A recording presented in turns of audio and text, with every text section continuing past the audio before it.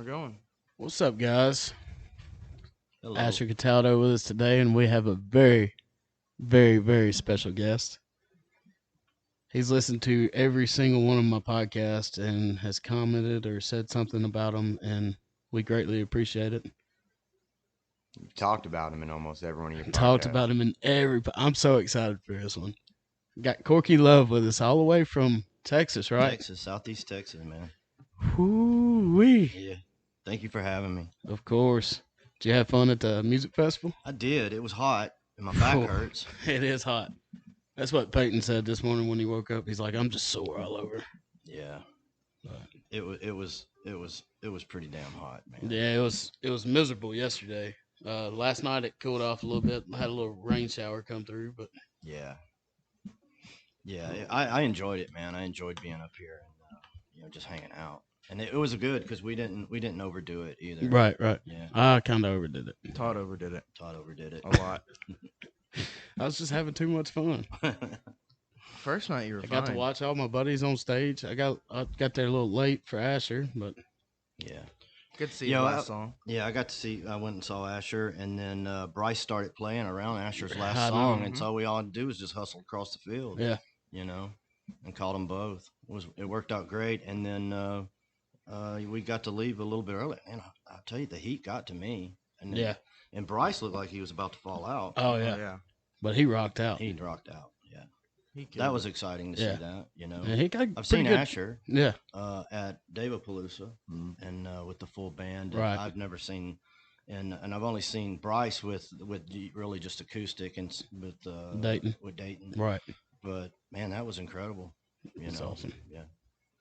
Their little drummer dude, Pat. Pat, man. He's good, man. He made it, dude. He did it. He's good. I love Pat.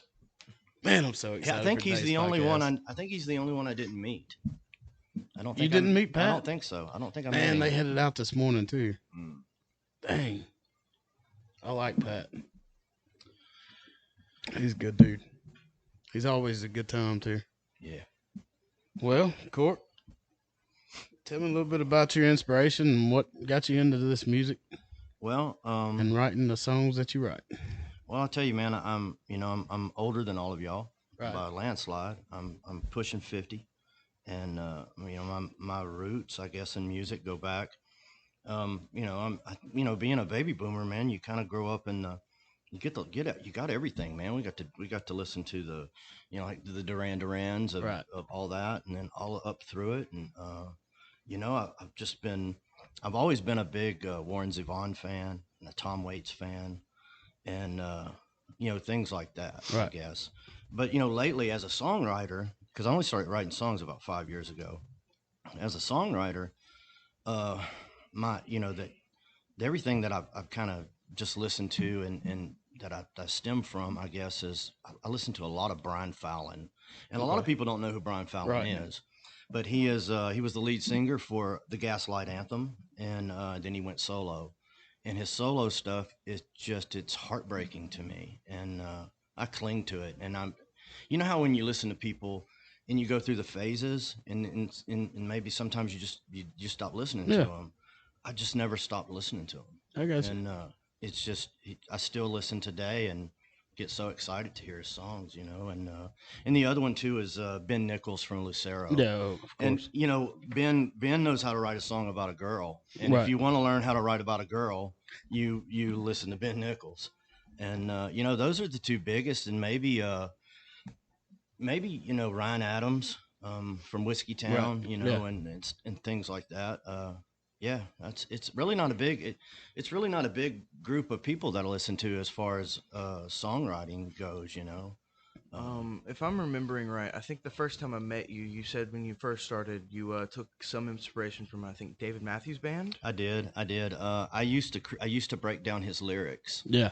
and just and pick out words. I think that's my guitar. Oh, okay. You want me to hold? Yeah. I used to just pick out, his words, and I'd study him and how he would do his inside out rhymes and things like that. And, it just kind of grows from there, and, I had always been, and the same with, his name's Jay Farrar from Sun Volt. Yeah, And, yeah.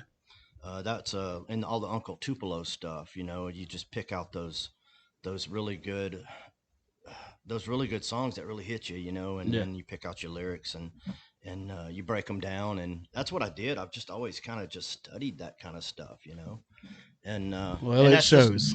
it's it you know and then, you know, and when we talk about music, man, everybody that influences me are they don't seem like it's the same group of people that influence everybody else, Right. you know, because and I don't mean everybody else, but I mean the group of people that I met here, you Yeah. know, because I don't know, me and my buddy Casey, he was playing music for me a few months ago. And he was like, "Do you know this?" And I said, "No." And he went from about 93 all the way up to present time, and I couldn't name but one artist on country radio. Really. Couldn't name one. That's I wild. had no clue who any. I still don't know who anybody is. Right. I know who Asher is. I know who Bryce is. Right. You know, I know who Gabe Lee is. Yeah. You know, Of my, course. and one of my favorites is Nate Frederick. Nate Frederick. Yeah, That. yeah. Oh, man. That I dude. love his stuff. Mm-hmm. That dude, that Paducah song, man, I could just drive all day to that. Oh, man. yeah. So That's one of the reasons he wrote it is, well, co-wrote it, I guess. yeah, But Yeah, it Was was going going to- back to going home, Missouri. yeah. Yeah. yeah, and that halfway point is Paducah, so Mhm. yeah. I It's a love good that song. stuff. But yeah, you know, that kind of music like that, one of my favorite albums, and I'm not totally embarrassed to say it, but one of my favorite albums to this day is still George Michael's "Listen Without Prejudice." Really? Yeah, I know it's not country. No, but, no, it's fine. It's but it really is. He, when he did the album back in 1990, he refused to put his face on it Right. because he wanted people to listen to the music. Right. Hence the name "Listen Without Prejudice." And I think that's just a wonderful album. That's awesome. Yeah. And so I maybe want I to got check that one out. maybe I got a little of that in me too. You Yeah. know. So I mean, tell us a little bit how. I want to hear the story how y'all two linked up okay.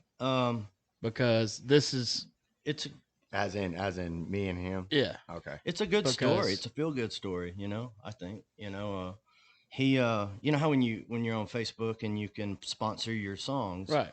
he sponsored a song on Facebook, and I always click on them. I click on every one of them and I listen to them, and his popped up. I listened to it. I typed in. I loved it. I loved it immediately, and That's awesome.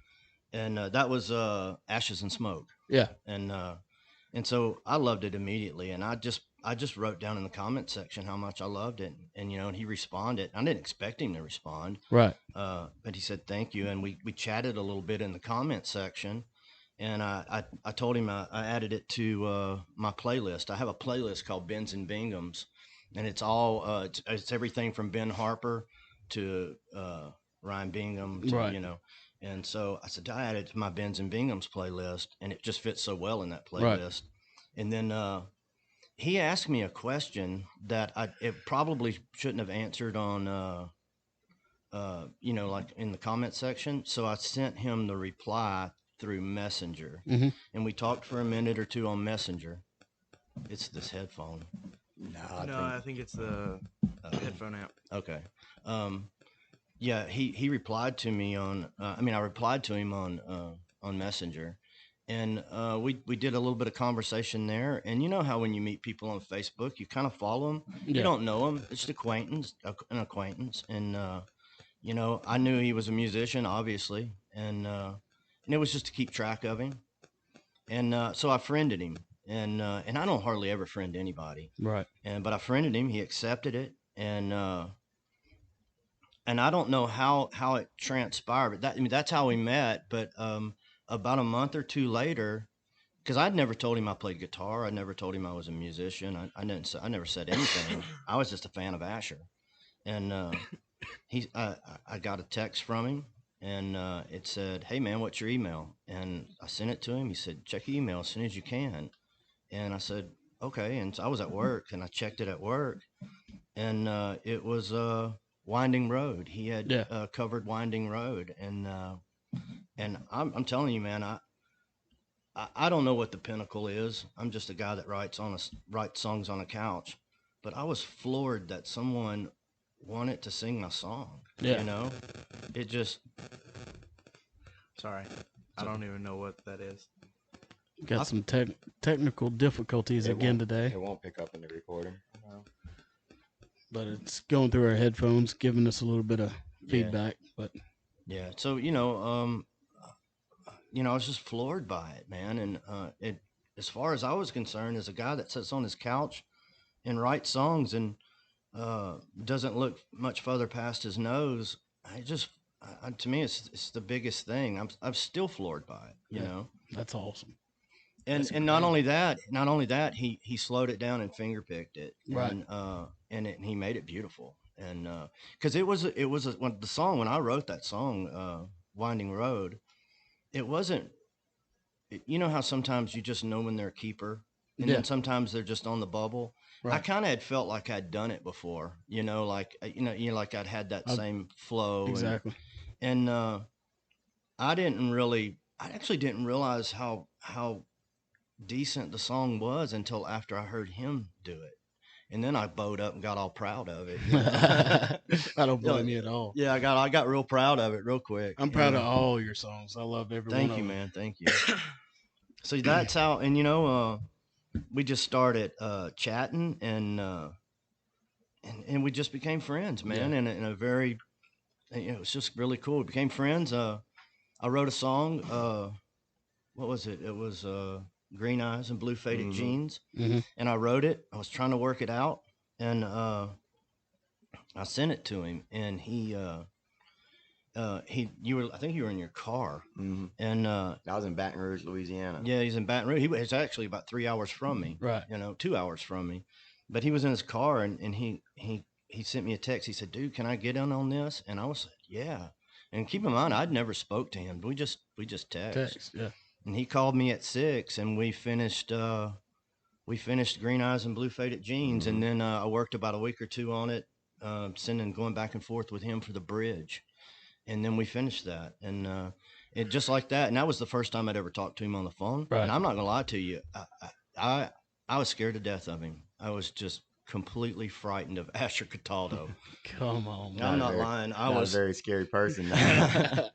Not at all. I was so scared of him. I didn't know what to expect. I'd really never written with people before, right? And I didn't know how to do it. Y'all wrote several now together, haven't you? Yeah, we found our own little system now. Yeah. We throw our ideals, and we can do it in our own time. Yeah, and that's pretty cool. Yeah, yeah. And so I mean, to know, I met you a year ago. I guess August. Yeah, July of last. Yeah, this year. This month. Crazy. Yeah. And I fit in so well when I got here. Oh, I love it. And I didn't know. I mean, I knew like who some of the people were. I mean, right. I didn't know you. Right. But when we got here, it was it the after party of. Yeah, when we did down at the Iron Horse. Yeah. Down at the Iron Horse. Yeah, it was an after party, and I didn't know like the significance. Now we were listening to Gabe Lee and not Nate Frederick, but I didn't know this like. The gravity of Gabe Lee today. Right. I didn't, and that dude was a highlight of Nate Frederick was a highlight of that too. He's the one. Nate Frederick's the one when we was talking. I don't know if he probably don't even remember me. Oh, but, I'm sure he does. But he said, he told me, he goes, "This is what you do," and he was a little lit. He said, "Learn your song, know your song, and play your song." And it's really no different than that. And he really, it's hard to believe it's that simple, but he broke it down, and slowly but surely, because of all of y'all, I started gaining confidence in singing and playing in front of people, and I still haven't played more than 12 people, 13 people. I think one of the things that I always thought was funny, it always sits in the back of my mind, is when Jesse Lee first met him. Yeah. And he's sitting over here, we're at Karaoke Joe's playing, and Jesse said, "Man, what's the biggest crowd you ever played to?" And he looked around and started counting heads, and he said, "Well, this." That was the most people I'd ever played in front of. And I just didn't know. I like I said, I'm just a guy that just wanted to sit on his couch and bang out some of my past in a song. We need to make out a Netflix series. What's that? Of Corkey Love sitting on his couch writing music.